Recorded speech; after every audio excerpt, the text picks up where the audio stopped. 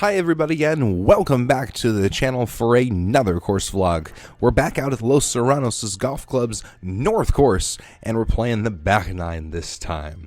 I'm 1 over par so far and we're feeling pretty good. Hey, if you haven't already, please click that subscribe button down below. It's free to do and I'll be bringing course vlogs like this to you 9 holes at a time, 1 week at a time, every week on Terminator Tuesday. The 10th hole here, it's 154 yards down the hill, playing about 145, but I'm still taking that 155 club, a 9-iron. Oh, be closer than Carlos. You can see my hold-off follow-through there. I really tried to take something off of it, but I definitely didn't take enough. Trying to splash it out of the sand back behind the green and get it close enough that I can just have a nice stress-free par to start the back nine. But unfortunately, it did run out. Had about, 6-8 feet here for par. Just trying to roll this one in. And unfortunately, it didn't break anywhere where I thought it would. Tapped it in for bogey, and you know what? Let's just go on to the next hole, because we're facing the number 2 handicap hardest hole in the back nine, and it plays about 430 yards all the way up the hill.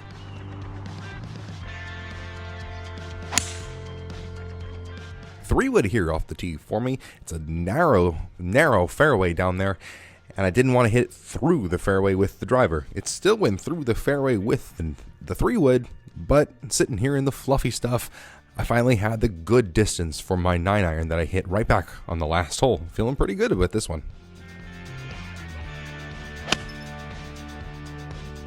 But that lie was a little juicy. That ball came out a little bit hot. And with that back flag, I had zero room to miss it long. Took a little bit of a bounce over the green and sitting right here in the fluffy stuff. 64-degree lob wedge, trying to pitch it up there as best as I could. And there's another one. It just rolled on out, and I can't believe it. Big, deep breath, and oh my gosh, okay. So my two buddies over there, they had both rolled in about 15, 20 footers of their own right in front of me. So I felt like this one could probably go. All right, that really makes up for that missed short putt on the 10th hole, and we're back on our feet. Number 12, super short, plays 300 yards all the way down the hill, then all the way back up. So it's just a 6-iron here off the tee for me, because I'm laying it up down below. Just want a flat lie with a relatively full wedge into the screen. It's going to be blind coming in. Unfortunately, I tugged it a little bit. Another one in the fluffy stuff, but got to have your number, pick your distance. 88 yards, that's a knockdown sand wedge.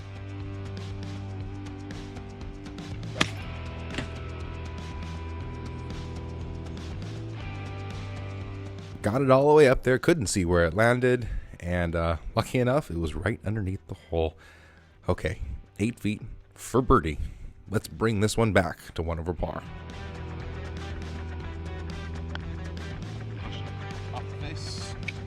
Okay, so that's 2 out of the last 3 putts that I think I've pushed off the face. Either that or I'm just not reading them right. It is what it is. It's a par, and we're on to the 13th. Way up on top of the hill, just like the number 7 hole over on the south course that I've previously played here on the channel.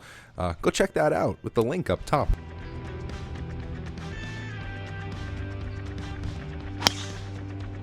This hole at 460 yards plays way down the hill and a big dogleg down to the right. I finally felt like I was going to play a big cut, aimed it left, and let it go. Sure enough, it still went all the way through the fairway, and this big tree, it was blocking me out from the green, so I had to take a little bit more club.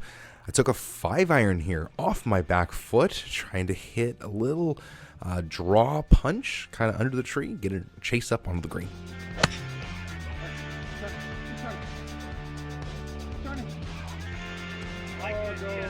Oh, not in the bunker. Sweet.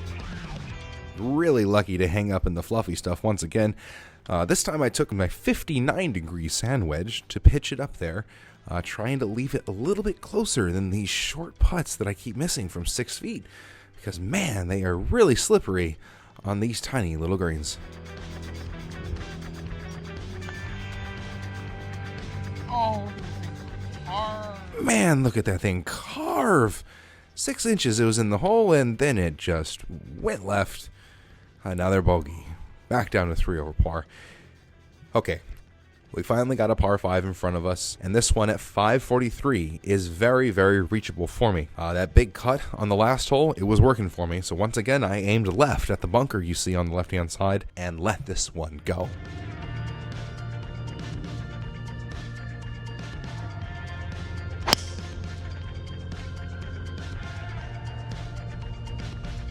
Yeah, there we go.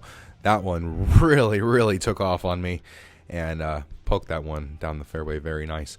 215 left in the hole. I was feeling a little juiced up, so I took my 5-iron, typically my Tool 5 club. Tried to get it all the way back.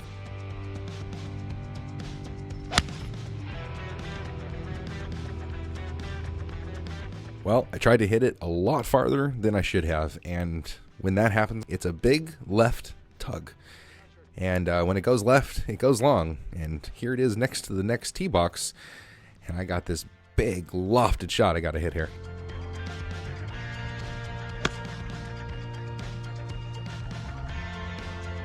Stop. You know, that 64-degree wedge is really a lifesaver when you got to lift it up in the air and get it to stop relatively quickly. It landed in the middle of the green and rolled out. And here I faced about 40 feet for birdie.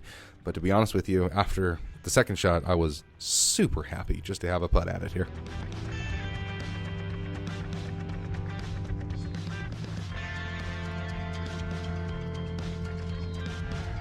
There we go. Okay.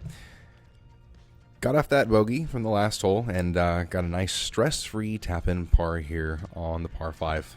Really didn't get to take advantage because of that bad second shot, but that's okay. 15th hole's got a blind shot up and over the ravine here, and I'm only taking my 2-iron off the tee to lay it short of the lake that you see in front of the green.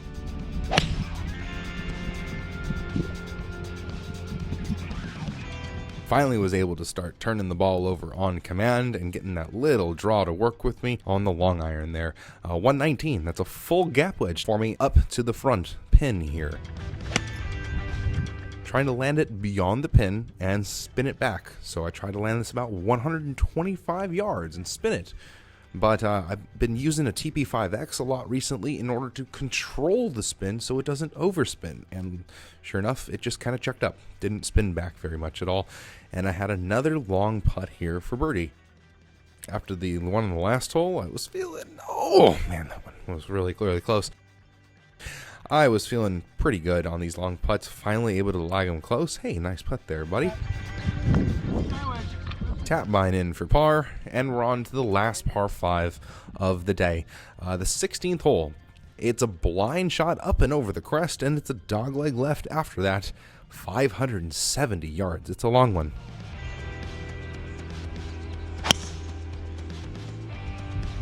Even though it turns to the left, the cut was working and I had to trust it. I aimed right over the trees and let it drift back into the fairway. Unfortunately, it didn't go too far going up the hill. 270 yards here. Decided to take my 3-wood. As you can see, it drops down below, and then it has a raised green way out there in front of me. Oh, be good. Sit right there, baby. Boom. Thank you. What?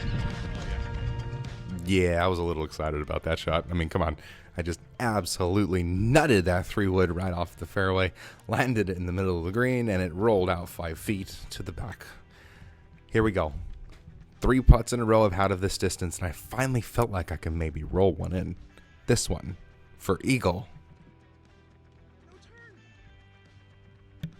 But like I said there, it had absolutely no turn, ran out just right next to the camera, and it wasn't quite a tap in, but it was a straight putt right up the hill and in for a birdie.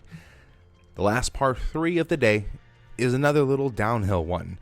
Playing 169 yards, it's a good 8-iron for me, and this was a great place to set up another camera angle for you here.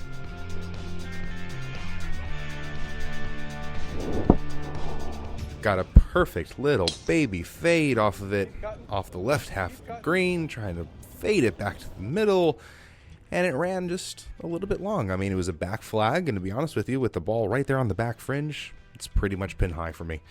Another, 30-footer? This is becoming redundant here, but you know what? let's just roll it close and tap it in. We've done that 4 holes in a row. We can make it 5 holes in a row here, right? Nice and close. There we go. Stress-free par on the 17th hole. It's a beautiful day. I love little tap-in pars. It just keeps the round going, makes your life just a whole lot easier. All right, 18th hole. It's not as easy as it looks. At 447 yards, you got to give it all you got with the driver here, and it kind of drifts just a little bit to the right.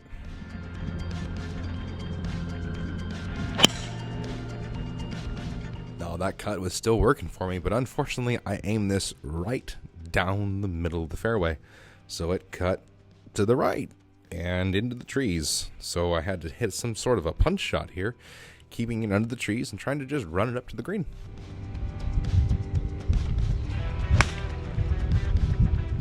Now, depending on how low I got to keep it, I'm either taking my 5-iron or my 4-iron on these punch shots.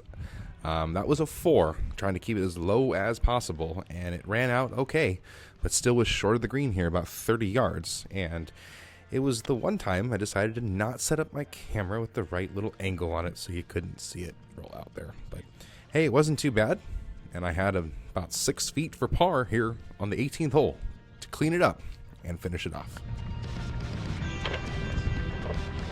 All right, there we go. That's the way I like to finish, is be able to finish off with a nice clean par and go home pretty satisfied. A 74, 2 over par here on the North Course. I'm very, very satisfied with that, with the slope rating of 73.3 and my handicap that's pretty much shooting right where I need to be. Please subscribe if you haven't already and give this video a thumbs up. Hopefully, we'll see you once again very, very soon. Later.